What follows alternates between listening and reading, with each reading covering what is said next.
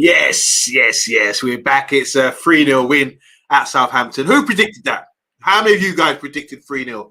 I said 4-0, I think it was. But yeah, great to be back in the Premier League. Great to get the 3 points. And we're going to go through everything today. I'm going to be joined by Bath Time as well. Bath Time's just arrived on time, as he did. I thought it was at 10-2, to be honest. Never mind. You're here now. That's all that counts. Guys, in the comments, we've got Andrew the loser. He's already about 35 minutes in, poor performance, and then we embarrass him and then miss penalty. Okay, we know what happened there, and this is what I've been looking for. The ratings as well. So we've got Bruno gets an average, everyone else, apart from Dalot, gets a 4 as well. We'll go into that. And Eric tonight gets a 5. And we've got Anana save was vital, so from AA. Clean sheet was crucial as well. Big up Titanium as well.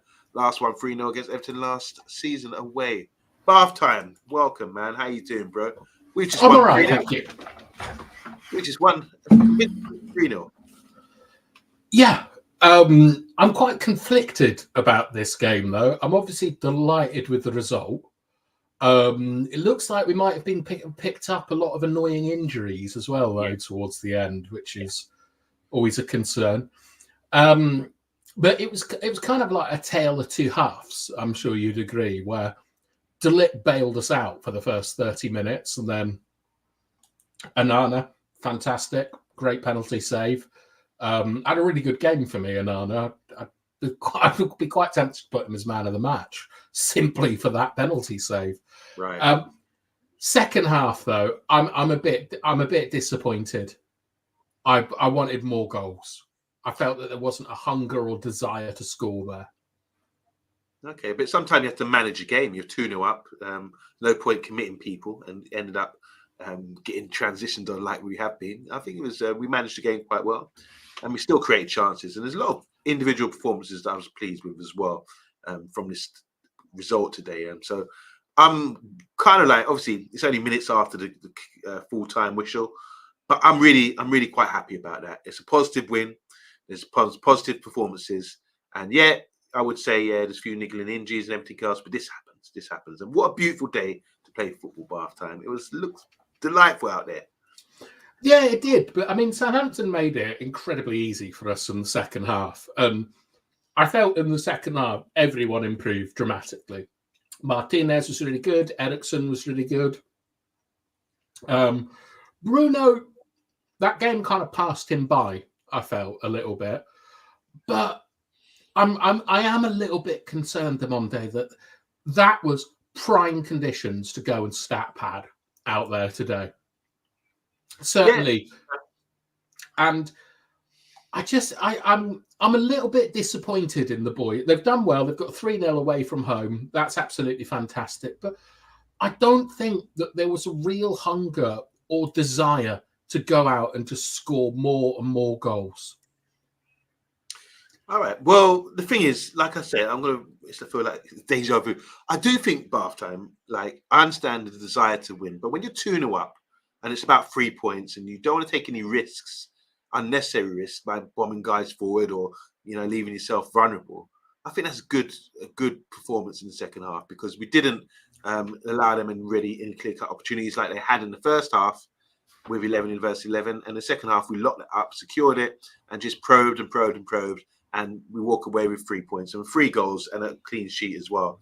So I understand you want to see improvements. I agree with you in that we should be putting them to the sword, but we're taking steps towards that. If this is in May and we continue this progression and performing well, maybe we would do that. But at the moment, we had to sort of take baby steps to ensure that we get the result first. Let's go through some comments quickly. Matthew Bassett in the house saying, big up everyone. How you doing, Matty? Titanium saying so many injuries under 10. Hag, still not quite putting teams to bed, says AA. Agree with you there, Bath Time.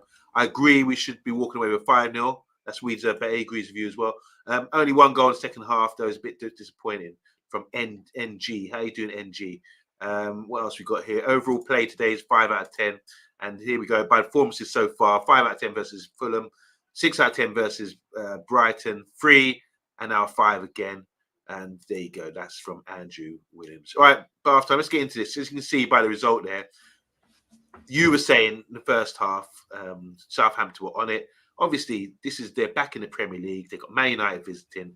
They're going to be up for it. They've got a nice young winger there who sort of won the penalty for them, sort of on the right hand side. And they had a couple good saves there from Anana as well en route. So what was the issue you were saying? Because a few people saying in the comments that the first 35 minutes we were poor. Were we poor, or was just Southampton just buzzing and on it? No, we were dreadful. We were absolutely dreadful for the first 30 minutes. We were second to everything. It was apparent quite early on that they were bullying Kobe. Yeah, I noticed that. Yeah, they were letting balls deliberately inside from Dalot because he can't really sort of he can't line them with his left foot for some reason. But he was constantly passing inside, and they would just jump in all over Kobe. All of our midfielders, Bruno, Kobe, and Eriksen, they looked like they were having real issues playing with their back to goal. Like, they didn't look comfortable. They had men on either side. They weren't they weren't winning free kicks or spinning their men. And what's it called? Bertrand Diaz, the Chilean FM legend, was causing lots of problems. I like that fullback, Kyle Walker-Peters, I don't know, who is he? He's Kyle Walker-Peters, yeah. Is it that one? Okay, yeah. I thought he was good, but United were disjointed. Xerxes wasn't doing enough when he got on the ball. The quality of ball forward was really poor. Ahmad was doing all right, but very little product. It basically felt that De Ligt was single-handedly keeping Southampton out, that we had no answers, that we were outmatched in numbers and physicality all over the pitch. We couldn't get the ball, and if we did have the ball, we were just losing it straight away from just being pounced on in the midfield. So I was very concerned. When you're referring to De Ligt, there was one ball that came across that corridor of uncertainty. The ball that Brighton scored with at the end of their game, wasn't it? Similar ball like that, and went across our goal and came back again. This time, De Ligt, I don't know how he sort of wrenched it out. It could have gone anywhere. The ball got played in. Do you remember that? Yeah, he did a sort of back heel volley from behind.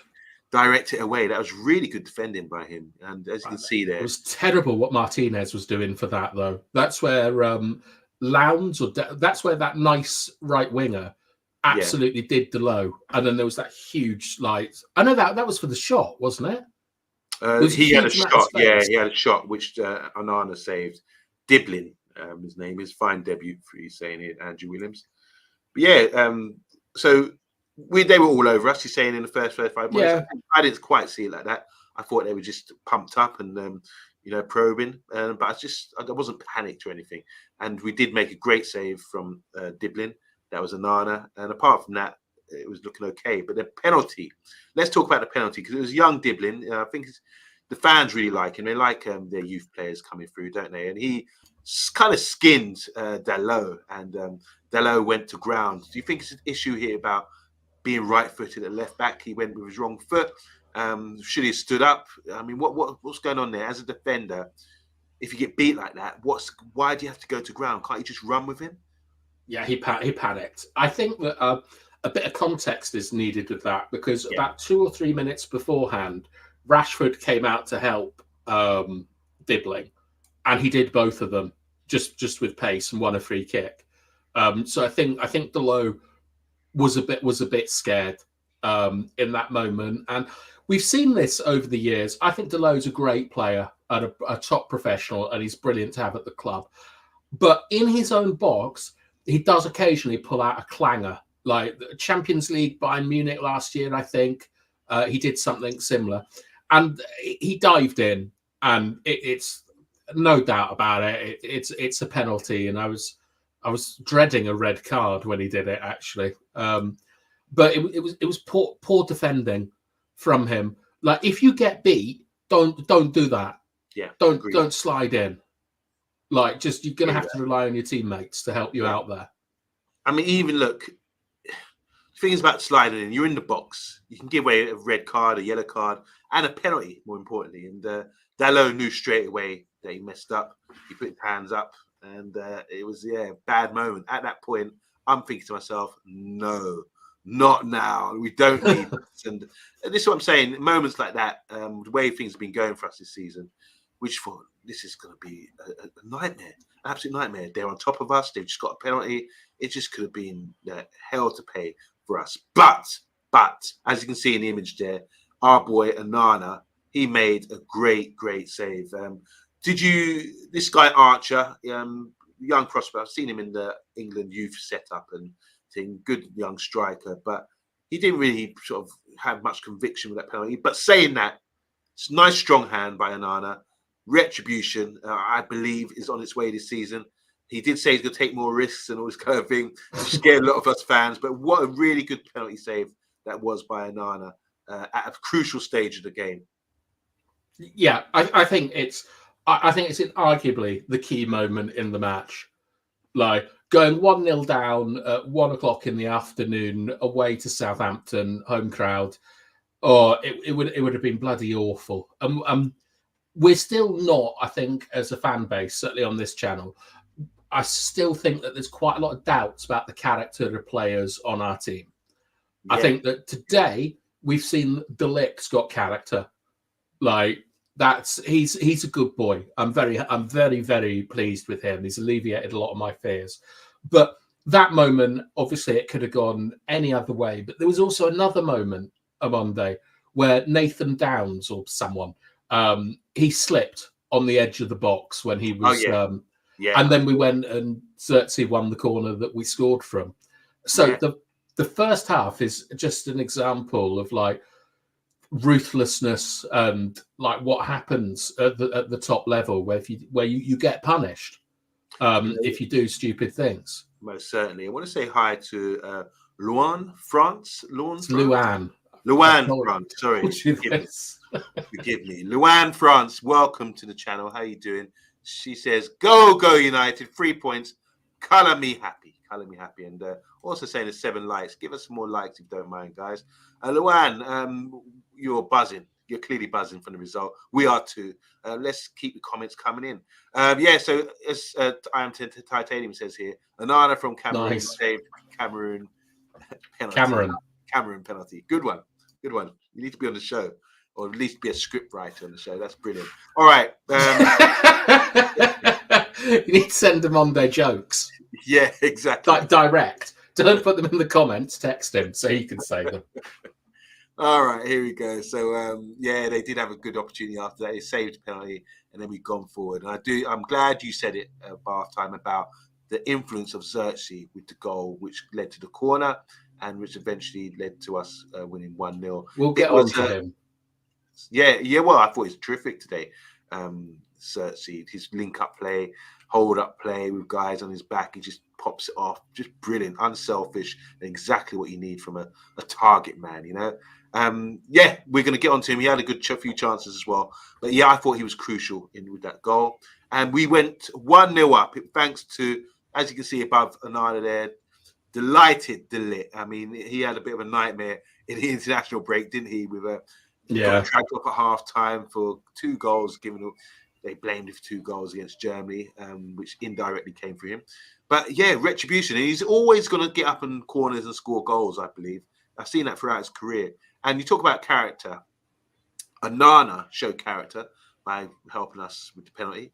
And then De Ligt stepped up. And from a second phase of the corner, the ball was whipped in from the half space and he directed it, leaped up there and directed it into the corner. It wasn't that powerful penalty. It's just like with with Xerxes' goal on the opening game. It's the way, if you direct it, you can just wrong foot the keeper. And it's a brilliant header. Yeah, I'm a big fan of headers, and that is a brilliant header that he pulled off. And the thing that I really liked about it is that over the last couple of years, like I think Ronaldo scored a header where it was just pure determination to get first contact. And we used to see Scott running in ahead of Højlund last year, just that will to get that header. And that's what I saw from De Ligt today. The hunger to get on the end of it and apply what's actually, I think, quite a difficult finish. Like, he's sort of like, it's you don't often talk about outside of the head, but it was an outside of the head with a little bit of fade on it. And I was really, really impressed with it, because I think that with our set pieces, no one's going to sit here and tell me that we've been good at set pieces for the last 3-4 years, because we haven't, have we? We haven't scored anywhere near enough goals from set pieces, and essentially we got 2 today from set pieces. A lot of that is because Southampton, I don't know what on earth they're doing. They've got some sort of like FM manager or something who's come up with some system that gives you statistical probability to not concede. But it was ridiculous what they were doing. I mean, did you look at the corner setup and think, what on earth is this? Well, I wasn't. This is for Southampton, right? Yes. Yeah, I wasn't observing too much about that. I'm gonna have to go back and check it, maybe for the eye test. But yeah, the manager is an ex-player, I believe. I thought he played for Southampton, maybe. Southampton manager. I'm not sure. It's funny because they've been away so long in the Championship. I've lost touch with any team outside the Championship. So a lot of the players today, I'm not very familiar with. But yeah, I think they're really going to struggle with the bit, like you said, being a bit naive, coming up to try and. They should have learned from Burnley last season. Burnley played great football in the Championship, tried to transfer that to the Premiership, and it didn't work out for them. You need a bit more of toughness, a bit of steel, to make yourself sustainable in this league. And I don't think Southampton have the quality of players to be able to sort of walk the ball into the net. That's the kind of football they're sort of trying to play. But the set piece thing, I didn't observe that, to be honest. I noticed it from. Well, do you remember Mazraoui very early on, like sort of tried to do a Scholesy from the edge of the box off a corner? Yeah, that's right. I was amazed that there was, because it really reminded me of the way we set up in the FA Cup final 2 years ago. Do you remember where Gundogan like sort of came in and hit one in, and Wan-Bissaka was asleep and Varane was slow to get out, their second goal? You need like men that are on the edge of the box to be able to get out and deal with the short corner or anything that goes to like the 18-yard box, as it were. We overhit for the second one, for Rashford's one. We overhit the ball, and I think Delo was able to go and pick it up. And the second one, exactly the same thing happens. Like the ball gets cleared and there's not enough pressure on it because their men are too deep. And then their men come running out, which is not difficult for a decent crosser to beat that.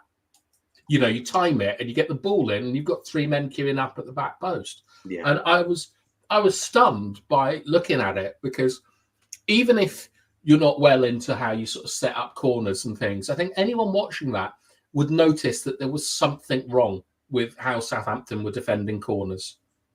Well, we're not here to dissect their Southampton, but yeah, it is interesting because obviously we've had issues with set pieces as well, and maybe that's something we can sort of look at in the eye test, maybe during the week or Monday evening.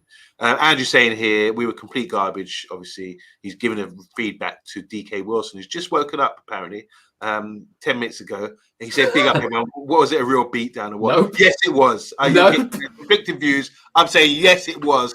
Over 90 minutes, we dominated. They had a little spell, which you've got to get in the Premiership, but we won 3-0 and it was comfortable. DK Wilson from. Well, in honour of Mr. B saying that he wouldn't sleep with his brother's sister, he is from Alabama this evening. Unfortunately, Pyro beat you to it. He says from Cassius Clay's town, Louisville, Kentucky. Yeah. All right, let's keep it moving. Let's talk about that's De Ligt with that great header. We discussed that to go 1-0 up. And then another bit of retribution here. This guy scored. And let's talk about Rashford, because I yesterday did say that it's time for him to move on. But he scored. It's the first goal since March, apparently, and I'm really surprised by that. But yeah, do you think this would be good for his confidence? And what do you think about the goal and his performance? Well, I don't know if have you seen the news article that I put in the Telegram earlier from the Daily Mail? No.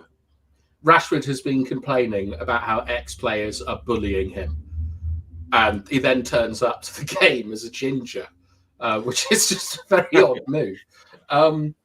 I felt like I sort of started. I've always been in the camp. Well, I'm not a fan of Rashford, but the more criticism he gets, the more I feel I have to defend him, because he does do a lot of good stuff.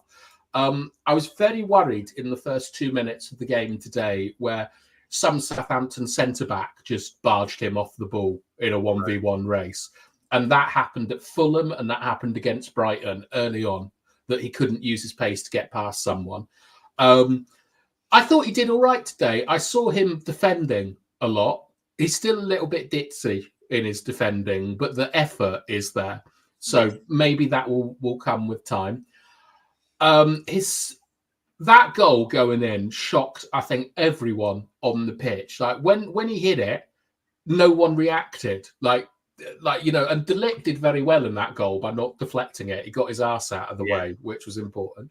But yeah, I mean, I hope it gets Rashford back to form. I mean, in the second half, we saw him take on 4 men, I think, and get fouled with a run.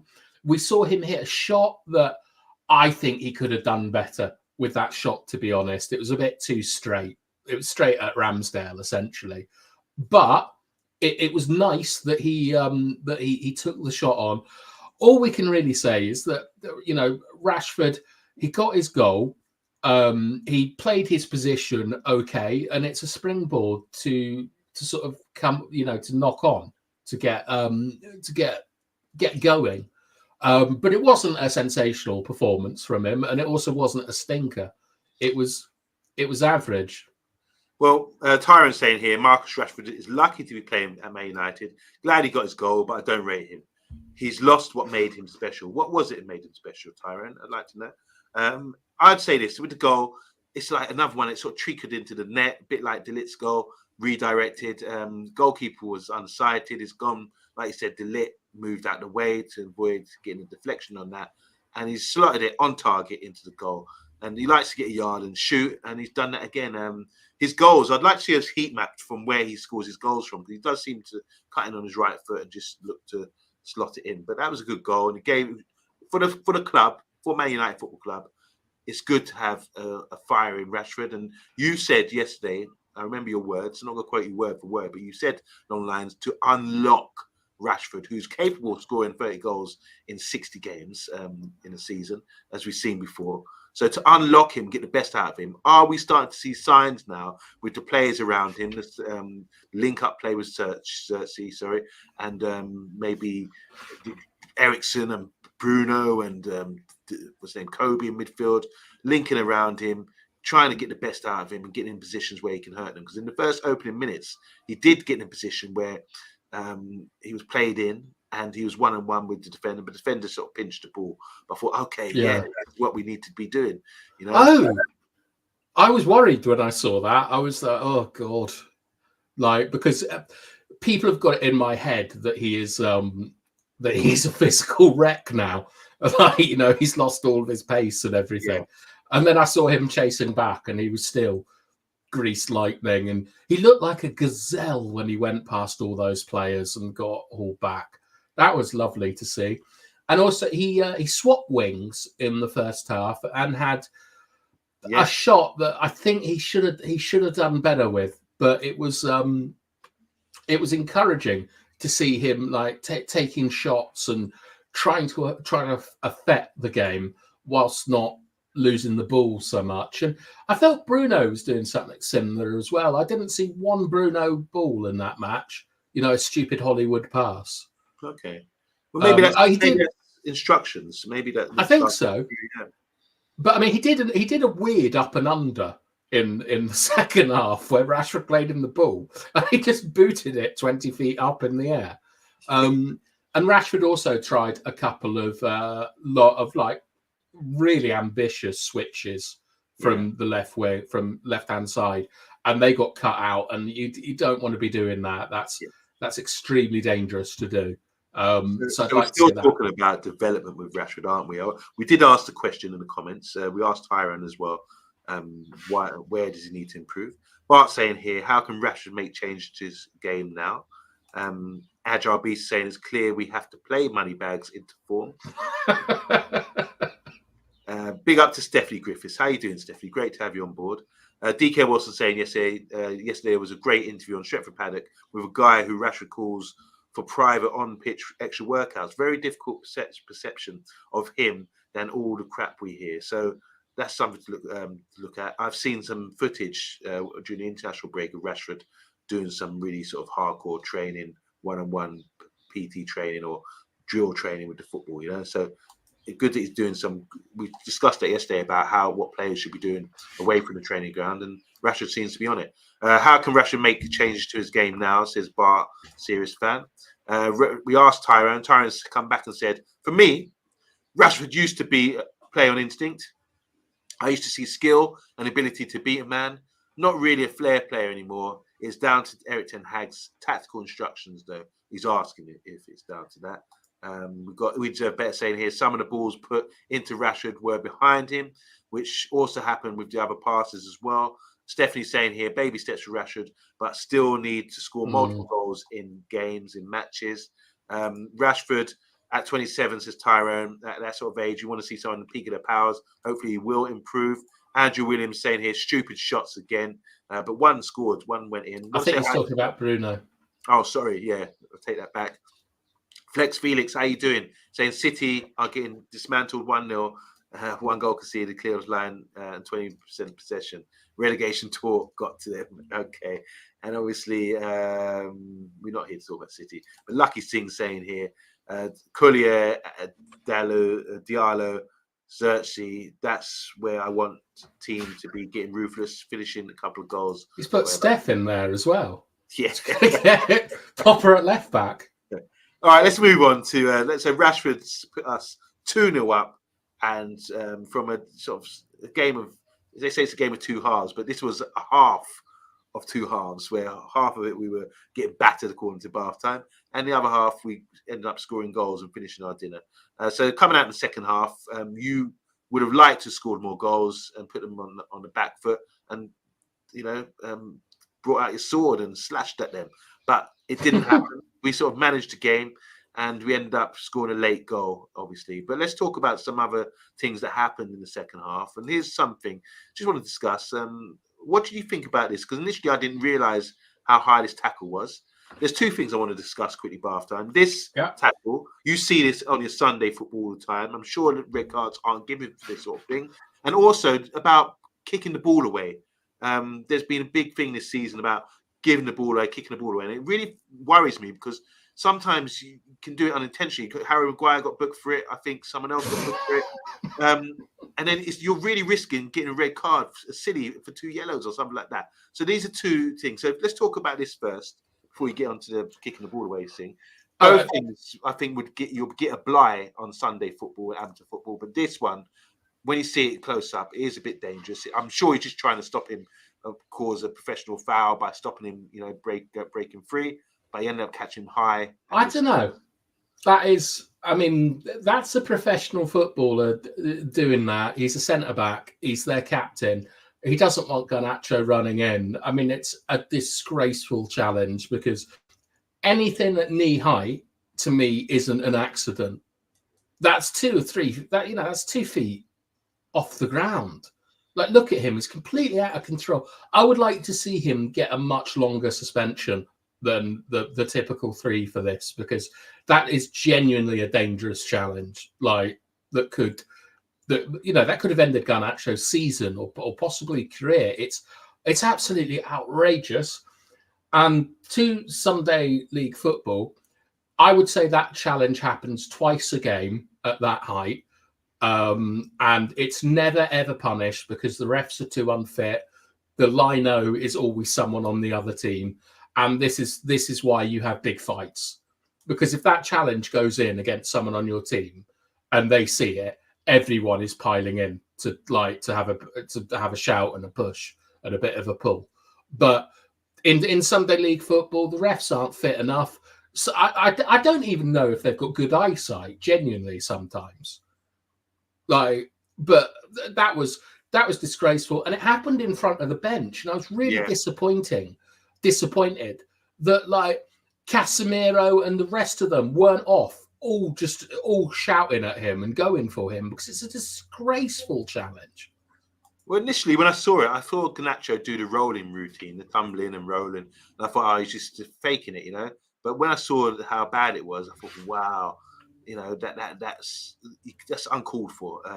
You got sometimes just drag a guy's shirt and take the card. Yeah, To do that, I obviously couldn't get near him, but yeah, it's really unfortunate that Garnacho's got away with that one without getting a bad injury. Titanium saying 100% red card. I'm still coming to you, bath time, about the kicking the ball away thing. Lucky Thing's going to say here, Garnacho, that was where I want keep getting balls quick, keep away. You understand. You can read it and understand. I can't make sense of that by reading it. That's a red, says Tyrone. Anything near a player's knee needs to be punished, as you said there, bath time.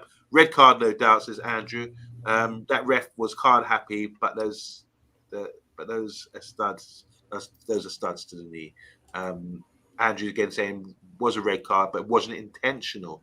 I think he intended to stop him from breaking, but I didn't think he intended to do it like that. Should be a 6 to 8 game ban, in my opinion. I agree. I disagree. Come on. 3 game bans enough. I'm with you, Titanium. And he was looking to take Garnacho's left leg, says Andrew. Stephanie's saying here, wasn't knee high to Grasshopper. Wasn't knee high to Grasshopper, but it was to the Garnacho.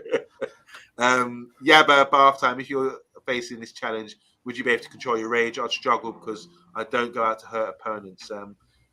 Yeah, it's tough. Well, I agree with what bath time was saying. It does happen a lot.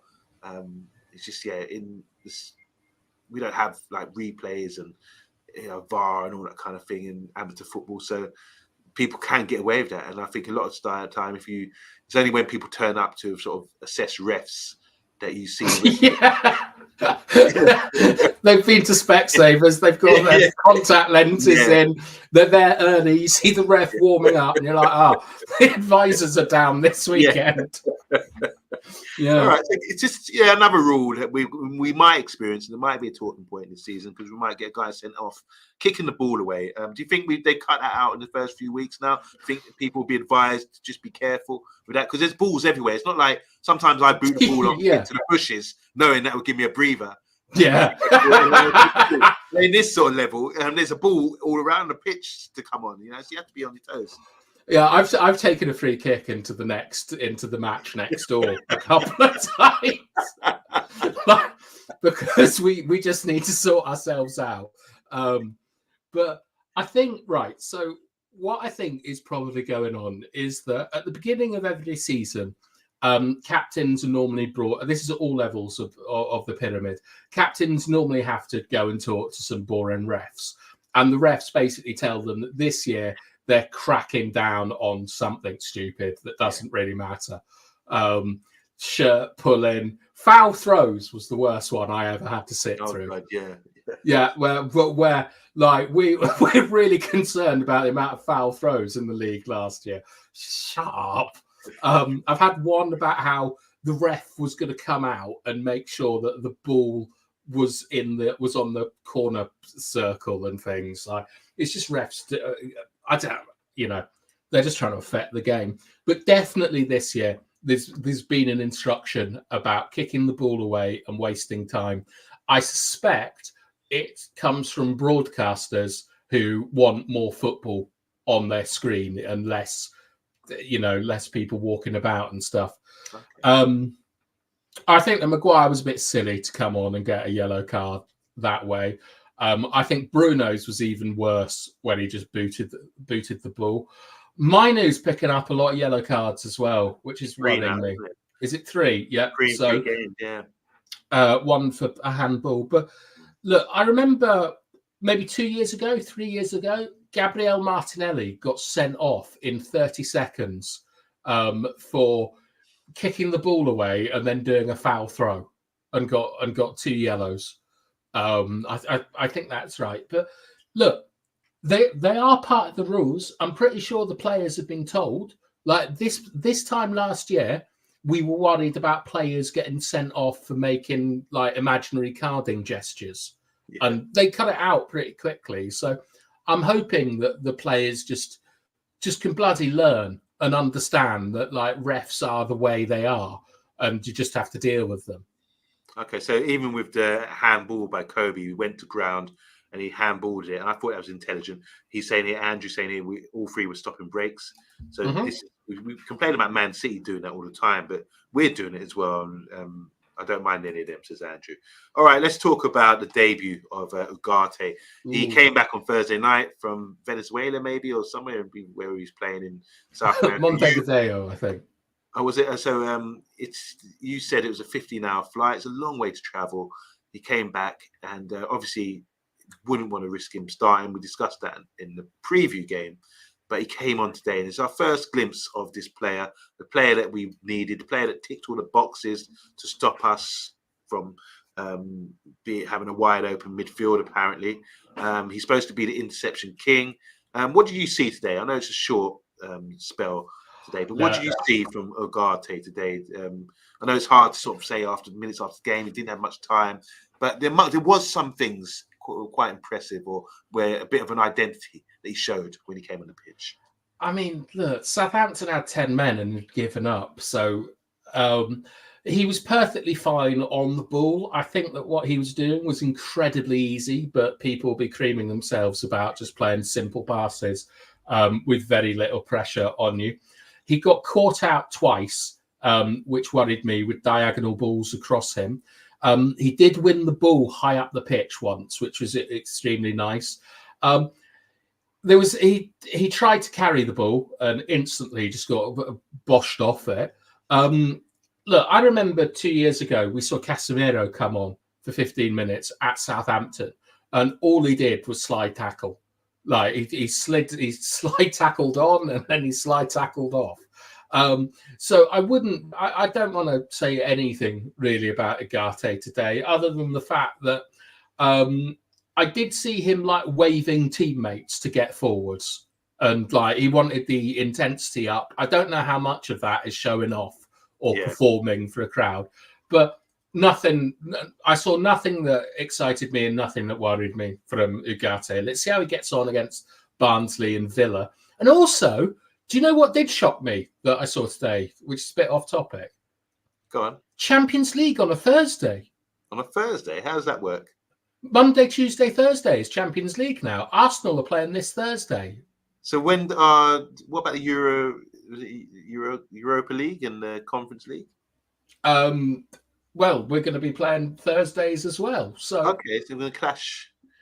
Really weird. Like Champions League is a Tuesday and a Wednesday, and now they got extra games on a Thursday. So it's interesting that I'm surprised that broadcasters would do that, because are they chumping? Are they trying to say the Champions League trumps or the Europa League, and people would want to be watching Arsenal instead of watching Man United? I don't believe that to be the case. I think that's money. Yeah. It's an extra day with a high-profile game on. You've got to remember that pot one teams are playing each other like this year.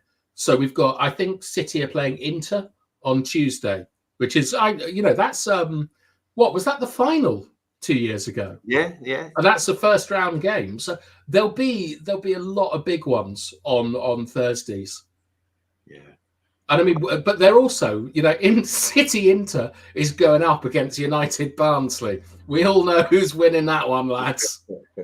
I don't know. With Man United's fan base, I think Man United would get a lot of views. Exactly. We'll absolutely smash the Italians. And all right, let's talk about Ugarte. Now they talk about his height. 6'1", says Andrew. But he's 5 foot tops. Look his legs though. He looks like a powerful, good athlete. It's hard to sort of gauge him yet. But welcome, Ugarte. Let's see if you turn out to be a pudding, or you get he's not going to be a pudding. Well, if he gets a nickname from the Man United agenda, a positive one or a negative one. He's got one already. What is it? Mark Ugarte. Good one. Are we doing that again? Mark Ugarte. All right. Tara saying here, money's truly ruining the game. Mm-hmm. And Andrew saying, I'll be honest, I wasn't impressed with him. What do you guys think? I was impressed with him. Oh, it was. Oh, sorry. Yeah. I'm reading right. He wasn't. I thought he said he wasn't. Some Europa League games are on a Wednesday as well. I think. What? Okay, so all over the place. All over the place. All right. So that was Ugarte coming on. Welcome to the club. And this is how we finish things off. Someone missing. I thought there's 3 guys to be sitting on this hoarding. Yeah, There's only Kobe 2 didn't join right? in. Oh, it should have been. Oh, I thought that was Kobe. All right, that's Ahmad. That's Ahmad. Yeah. So Kobe needed to jump in, or was he off the pitch at this point? I'm not sure. No, he was on. He was celebrating with Casemiro, I think. Casemiro made a great pass for this goal, didn't he? Yeah, I told you the other day about in the final third how he can make some simple, effective passes like he did. Yeah, you know, all that good football, all that good football you like comes from Casemiro. He was. I mean, I'm not going to say he's been redeemed or anything because it's 10 men against a 10 men championship side with no heart or courage. But Casemiro did show that he's got quality. He clipped one to your boy Xerxes, which was the best sort of target ball pass that I saw in the match. But you know, I wonder if Garnacho's kind of been in a bit of trouble, I think, again, because he liked a post from Ronaldo criticising Erik Ten Hag. So Ten Hag probably enjoyed that challenge on him. That's probably why none of them reacted. But I've always felt it was a little bit sad in that photo of Rasmus, Kobe and Ahmad. I'd have preferred of Kobe, Garnacho and Højlund. I'd have preferred it to be Ahmad over Højlund, to be honest, in that photo. Agreed. And I think they've got one from the FA Cup where they all look really cool. But I bet you that like Ahmad really wanted Kobe up there with him for the picture. I'll tell you something that's really funny, yeah. I don't know if you remember this, but the way they're sitting on that hoarding reminds me of John Fashanu. He done an interview when he was sitting on, not a hoarding, but on a fence or something, and he fell off, he flipped backwards. I don't know if you've ever seen that. Guys, if anyone's seen that interview with John Fashanu, like when he was playing football, maybe early 90s or late 80s, and he was sitting and he was about to say something, he just flipped backwards. And it looked like they were about to do the same thing. He was crossing his arms like Garnacho. John Fashanu. Was it? No, that's not. They say Awuga? Or was that Chris? That's John Fashanu. It's Gladiators. Awuga. Awuga, yeah. Please, someone, if you, after the show, go and check out John Fashanu falling off, flipping backwards during an interview. If anyone's seen that, please, trust me, you'll be having a good old belly laugh. It is brilliant. And I think Garnacho, if he continues doing this, it's going to happen to him as well. Very graceful, Garnacho. He's very elegant when he sits on the hoardings. It's a proper pose that he's doing. Well, he's not even balancing. Look at balancing. Look at Ahmad. He's trying to keep his balance. Garnacho's like a gymnast. He's sitting there like, no problem. I've got this, you know.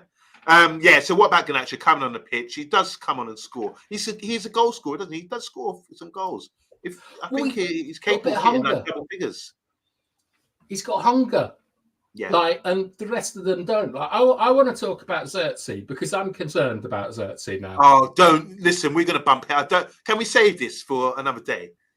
Or go on. All right. I'll tell you what you do. You say what you're going to say about Xerxes, and I'm going to zip it. I'm not going to say okay. I'll say 3 things about Xerxes. All right. Number one, I'm just going to hold my tongue. Number one is that we're going to look at him on the eye test tomorrow. Yeah. Okay. Because for Garnacho's goal, I think Xerxes played a really key part in it. He pulled off to the edge of the 6-yard box, and do you remember that defender that looked like a proper pudding that played everyone on side? Yeah. That guy was dragged by Xerxes. So I was impressed with that. But there's 2 things that are concerning me. One is the amount of unforced errors that he has with his touch. And the second is he's a Manchester United striker. He should have 4. He's missed 4 absolute stone wall goals. No? I've told you I'm zipping it. I'm not going to respond. All right. The two against Liverpool and 2 today. Like that one where he got his toe to it, and that's the kind of finish that I try. And I'm not a goal scorer, but neither is he. And then the one where he just bluted it into the defender, really poor. Good. And he hit it crisp though.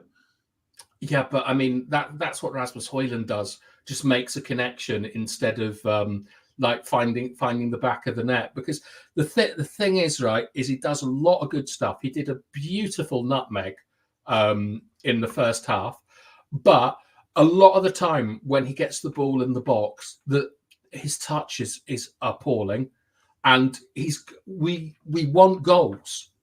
We want goals, and he's not providing them. I think he's a good player, but he's got to improve. Guys, in the comments, do you think Bath Time's pushing our buttons to get a reaction or not? Because Flex Felix is saying here, Xerxes' link-up play was amazing. Unlucky not to score. Unlucky, yeah? And we've got Andrew saying here, Xerxes got something about him. His feet are very good. Something you said about his touch was poor, Bath Time. Still not sure where his best position is, though. I think where he's playing now. But, yeah, it's contrasting views there, Bath Time. It's his finishing.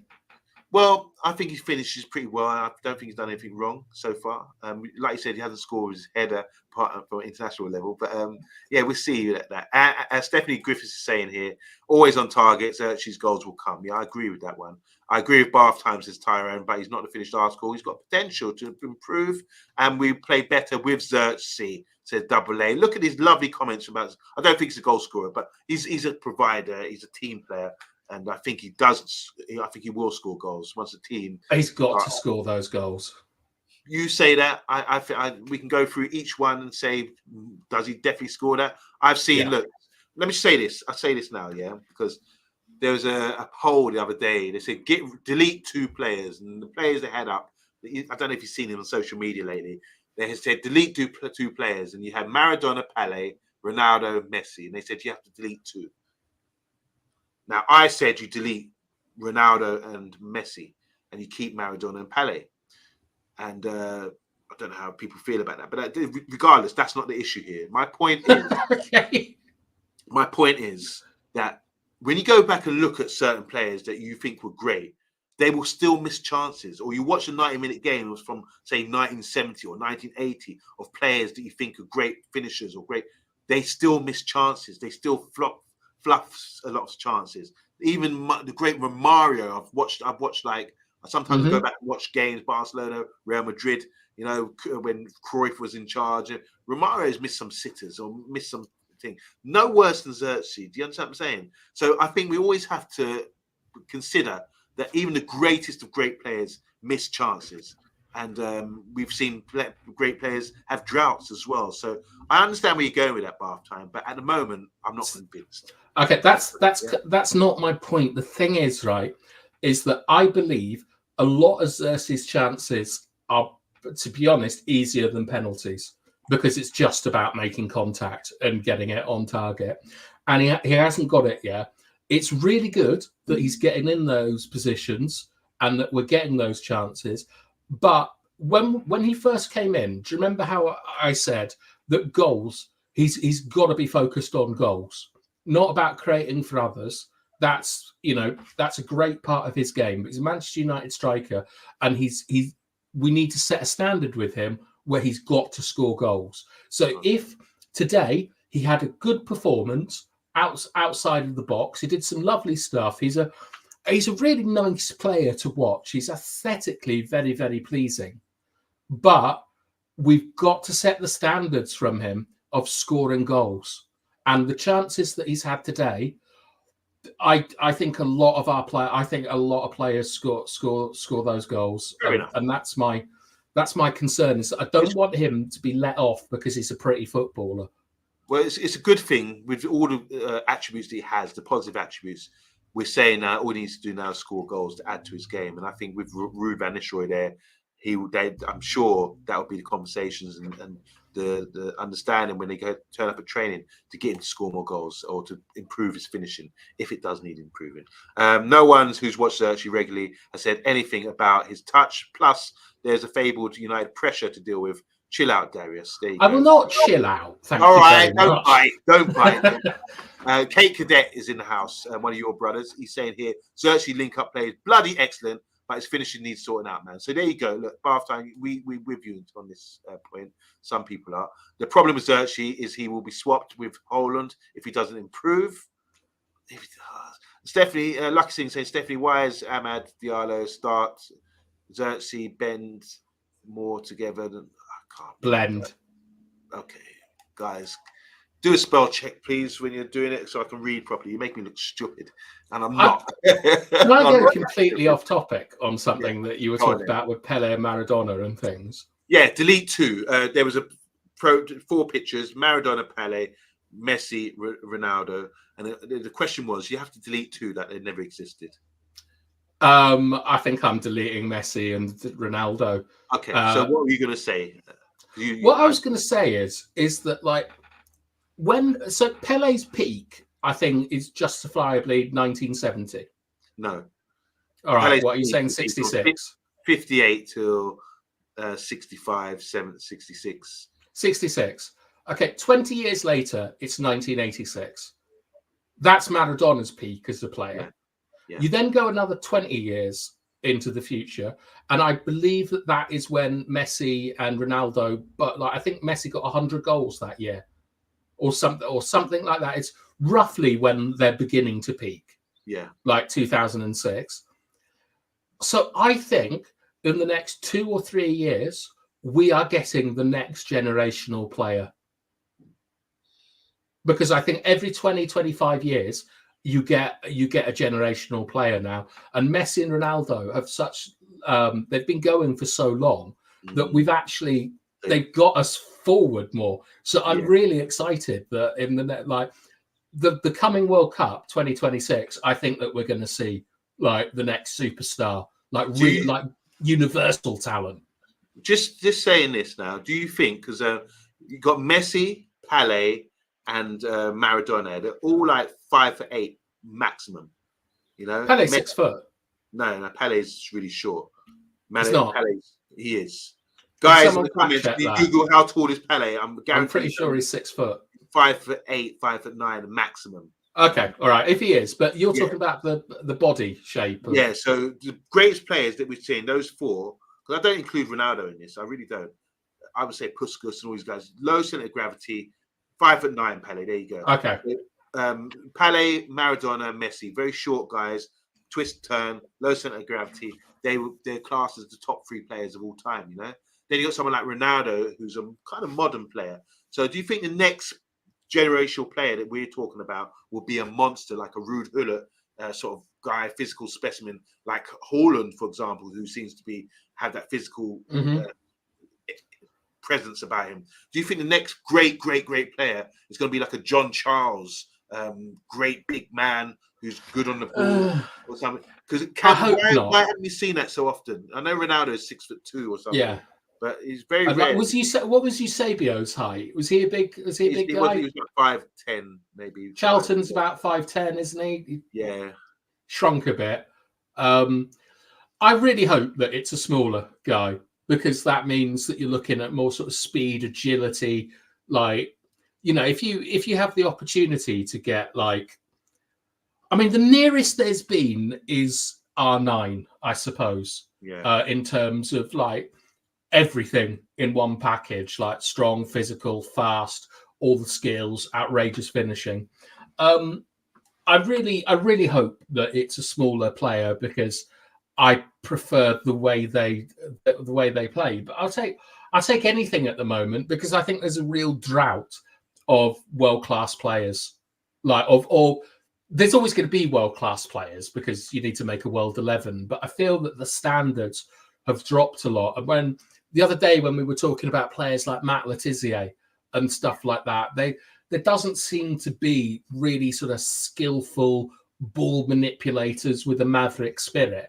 And I think that we can all say that Maradona is the archetype of that. Like, he was essentially a pickpocket with boots on.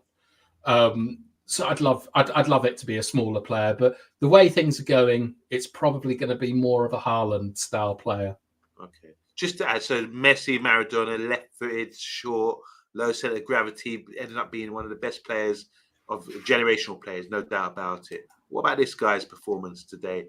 Ahmad already has created more chances, 5 today, ever created in any of his Premier League matches. Man United's long-term right winger? Not for me, no. No. Left-footed, good low center of gravity. I like him. Messi and Maradona. Look, no. Right, sorry, no. Like, I understand where you're going with this, but we're not comparing Amad Diallo to Maradona. Like, that's a bridge too far, even for the Yabarites or whatever they're called. I like Diallo, but I am a little bit. I'm concerned about two things. One is because we've dealt with Anthony for 2 years, anything that looks decent on the right, we're going to praise to the sky. The other thing is, I don't like his decision making. I think he takes too long to execute an action, and he's not being effective in the box. And that's what we need, because all these players that play for Brentford and Brighton and stuff like this, they're all really, really good. They're great at most phases of play, but it's what you do in the box, like scoring or assisting, is what takes you the level above. And Amad's not quite doing that yet. So I'm very, very happy to stick with him. But the thing is Rashford and Garnacho scored today.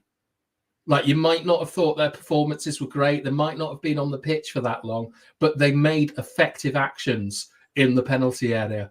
And that's my one problem with Amad, is that he looks good, but there's no real end result. Okay.